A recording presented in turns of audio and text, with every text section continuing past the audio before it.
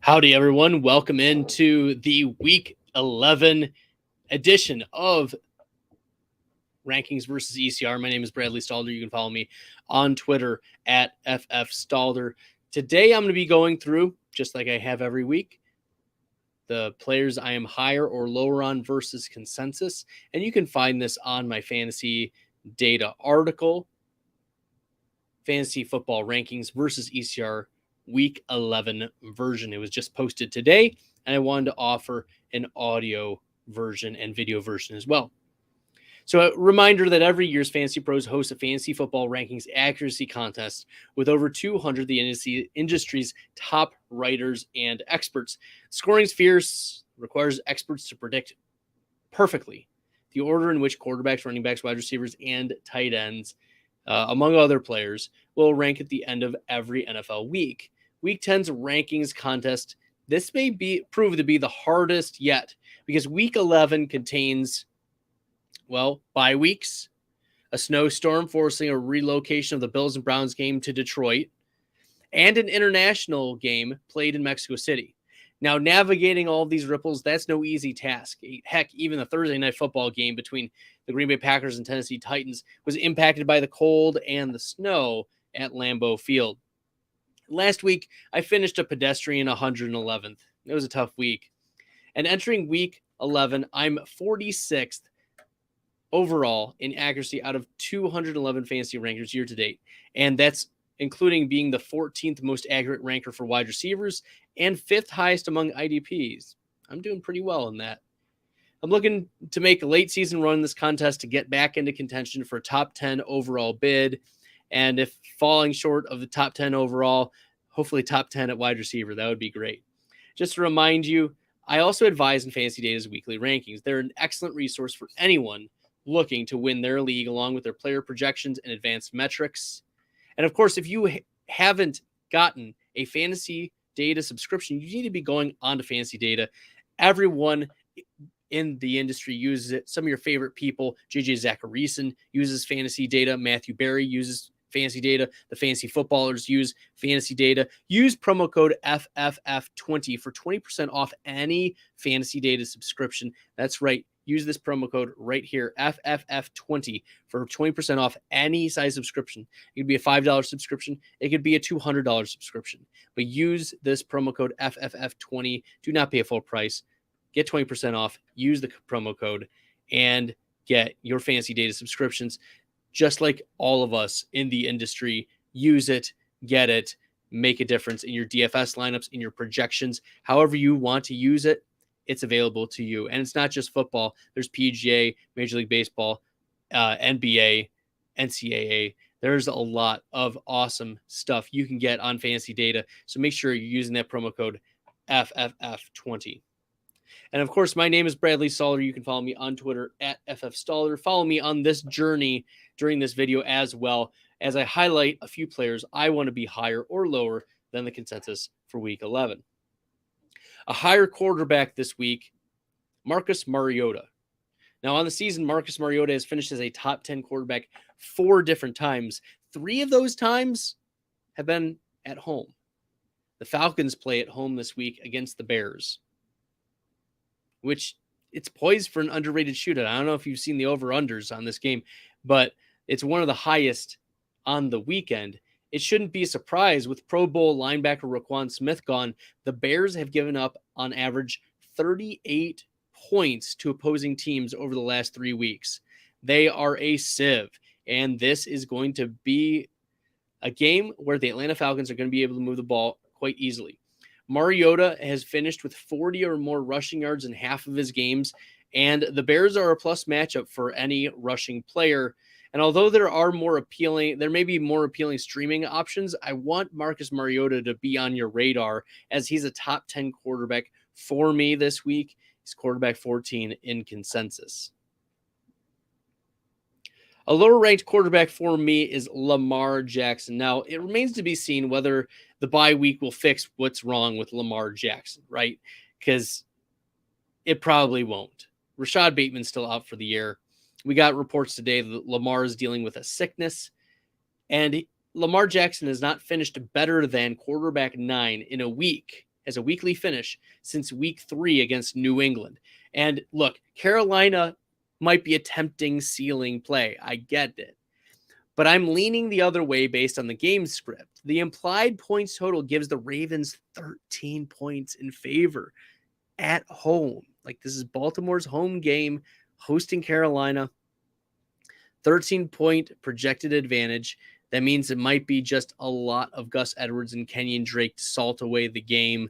The Panthers' 13-14 implied total points are not reason to think that the Ravens are going to be pushed at all to score in this game. Baltimore is the 4th slowest team in terms of pace of play during the second half of games, and the fewer the plays, the lower the competition, and the lack of proven wide receivers give me pause to be bullish on Lamar Jackson this week. Plus the illness, he's missed practice some of the days this week, so he's no higher than the quarterback 8, and I might even move him down further. He's the consensus 5 on the week for what it's worth. The running back I am higher on this week is Cordarrelle Patterson. Right? I keep going back to the well.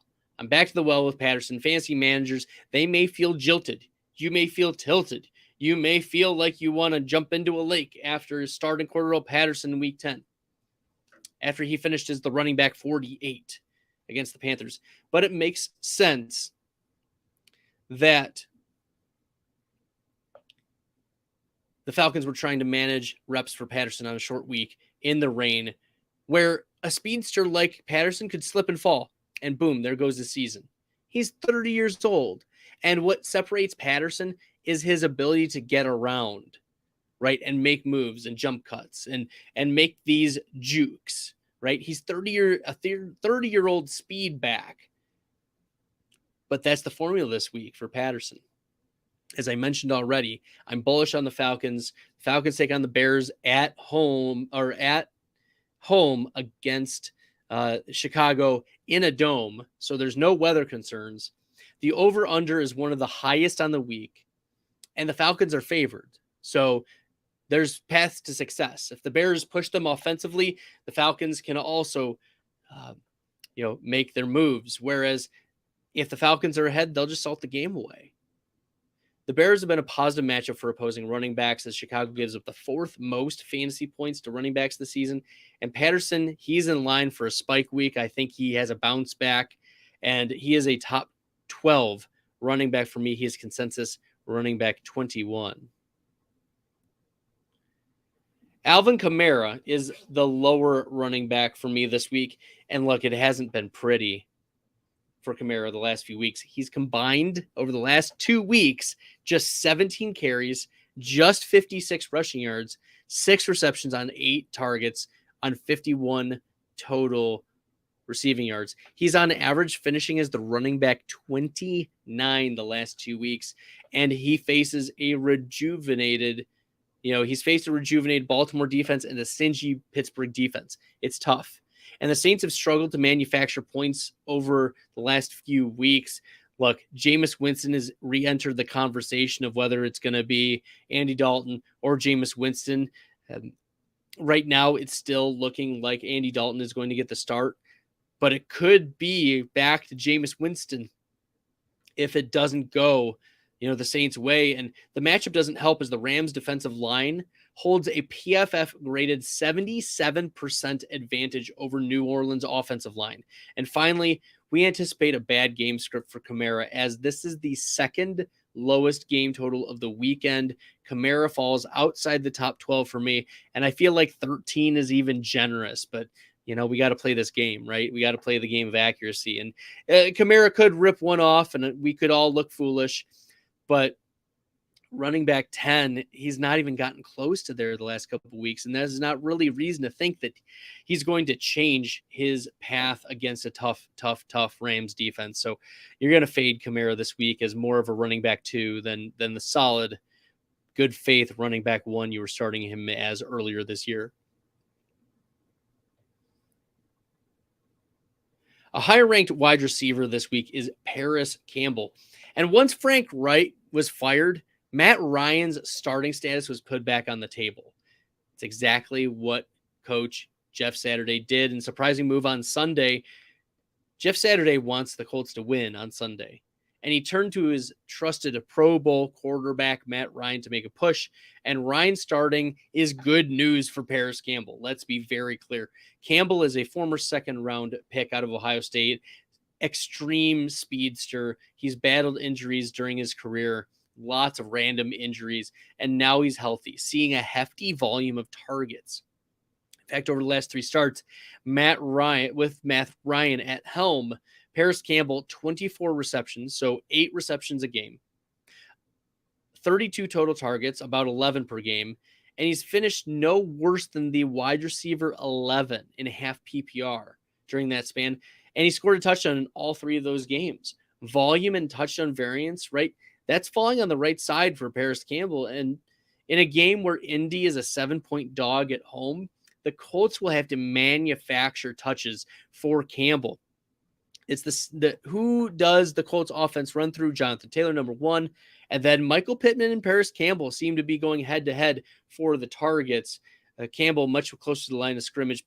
Michael Pittman, bigger bodied receiver, but for the Colts to keep up with an Eagles team reeling from their first loss of the season against the Commanders, Campbell he'll need to be a top 24 wide receiver for them to be in this game. So I think that they manufacture these touches, they get him the ball, they realize that they need to get Paris Campbell the ball to win, and wide receiver 28, I think, is a much better ranking for Paris Campbell. His consensus wide receiver 37. As for Deontay Johnson, he is a lower ranked wide receiver for me, and it's time that the truth is told about this wide receiver. He's not been very good. Johnson is 39th in fantasy points and 41st in fantasy points per game. He might be 9th in targets and 16th in target share among wide receivers, but it doesn't matter when your quarterback throws for fewer than 200 passing yards in 4 of his first 6 games and throws only 2 passing touchdowns during that 6-game span. It's been an ugly season for the Pittsburgh offense, and the Steelers are 4-point dogs at home against Cincinnati. But Johnson, here's the crazy thing. The expert consensus for Johnson at 25, Johnson has not finished as a top 28 wide receiver any week this year. He falls outside of my top 30. How can you trust Deontay Johnson this week? I know that the Bengals are missing some secondary pieces, but that's not why you let Deontay Johnson, fire him up. You don't do that with a lot of confidence this week.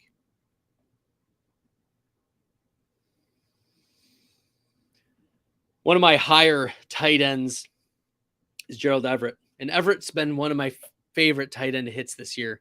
He seems to be regularly underrated by the consensus. There have been weeks where I've wanted to write more about Gerald Everett, but I just can't for the sake of diversity, or else you'd think that I was just a Gerald Everett stan, right? I've wanted to put him in articles, but for the sake of diversity, I had to choose other tight ends.